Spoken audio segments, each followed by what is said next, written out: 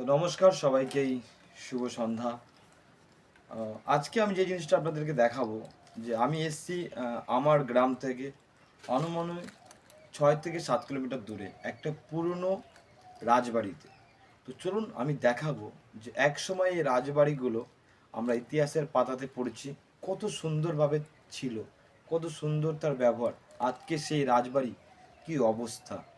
এর একটাই আমার ব্যক্তিগত কারণ, যেটা আমি আপনাদের বলতে চাচ্ছি, আত্ম অহংকার বিলাসিতা সবসময়ের জন্য বা চিরকালের জন্য নয়, সবার একদিন না একদিন তার শেষ আছে। তো চলুন জাস্ট একটু ফলো করুন আমার সাথে, দেখুন দেখাচ্ছি, আসুন।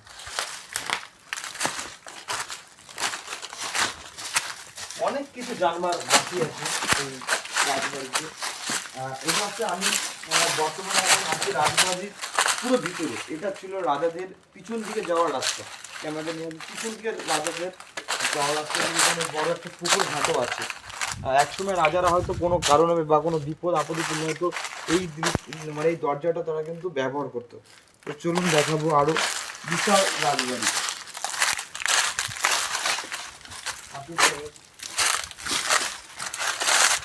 আপনারা দেখতেই পাচ্ছেন চারিদিকটা ঘুরিয়ে রেখে দেবো।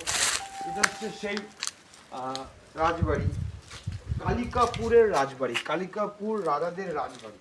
তো চারিদিকটা ঘুরে একবার দেখাবো চারিদিকটা।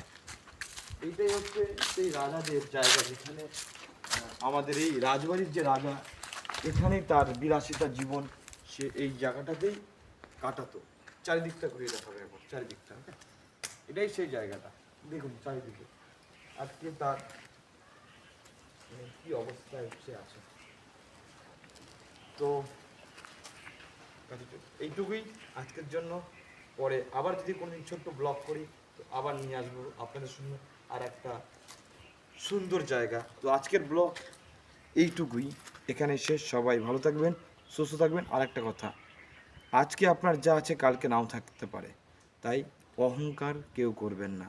শুধু একটা জিনিস মাথায় রাখবেন, যেন যেদিন চলে যাবেন সেদিন যেন মানুষের মনে আপনার ভালোবাসা যেন থেকে থাকে। সবাইকেই নমস্কার।